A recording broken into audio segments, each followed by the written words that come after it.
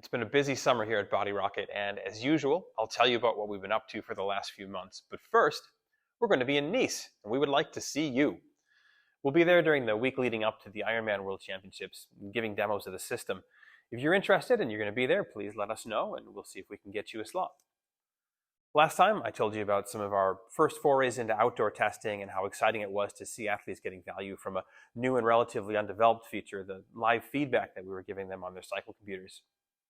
I also talked about what we're going to be doing over the summer, which was the removal of our saddle electronics box and the move to our pre-production sensor designs on the handlebar and the saddle. The electronics boxes are now gone on all of our bikes, and the pre-production sensors are starting to replace the older, bigger prototypes on bikes, though we will keep some of the older prototypes in service for a while just to maximize the number of bikes that we can keep running. I'd hoped to have the bike with the pre-production sensors on with me today, but the guys had a full day of testing slated for it in the lab, so unfortunately I wasn't able to do that. Since then, we've been at the start of the Tour de France at the Science and Cycling Conference, where our PhD researcher Callum gave a talk on his early research into the effects of shuffling, which is moving back and forth on your saddle, on both aerodynamics and on power.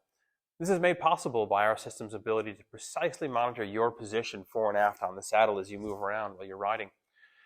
He's now starting to look at the system's ability to monitor more subtle changes in your position, which could eventually lead to the Body Rocket system having the ability to not only tell you what your CDA is in real time, but also tell you what you changed about your position to make that change in your CDA.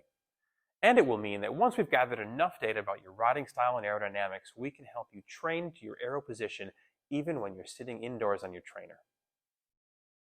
So what's next? Well, coming up on the 1-year anniversary of starting to work with Kristian and Gustav, we're set to spend a week-long block really getting them dialed in on their TT bikes.